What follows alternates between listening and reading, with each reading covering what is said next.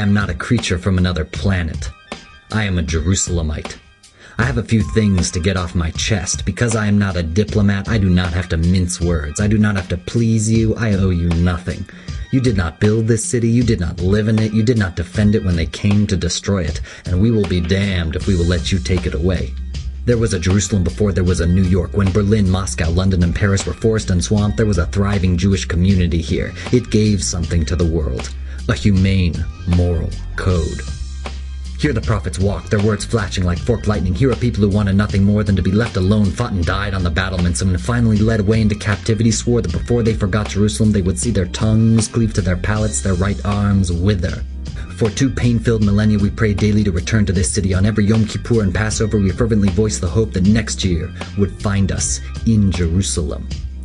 Your inquisitions, pogroms, expulsions, the ghettos into which you jammed us, your forced baptisms, your genteel anti-Semitism, and the final unspeakable horror, the Holocaust, and worse, your terrifying disinterest in it. All these have not broken us. Do you think that you can break us now? I have watched this city bombarded twice by nations calling themselves civilized. In 1948, while you looked on apathetically, I saw women and children blown to smithereens after we agreed to your request to internationalize the city, and the savage sacking of the old city, the willful slaughter, the wanton destruction of every synagogue and religious school, the desecration of Jewish cemeteries, the sale by a ghoulish government of tombstones for building materials, army camps, even latrines.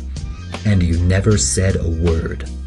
You never breathed the slightest protest when the Jordanians shut off the holiest of our places, the Western Wall. Not a murmur came from you whenever the legionnaires opened fire upon our citizens from behind the walls. And 20 years later, when the Arabs unleashed a savage, unprovoked bombardment of the Holy City again, did any of you do anything? The only time you came to life was when the city was at last reunited. Then you wrung your hands and spoke loftily of justice and the need for turning the other cheek.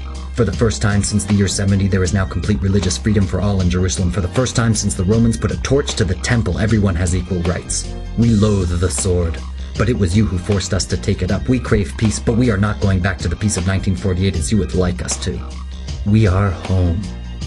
It has a lovely sound for a nation you have willed to wander over the face of the globe. We are not leaving. We are redeeming the pledge made by our forefathers. Jerusalem is being rebuilt next year, and the year after, and after, and after, until the end of time.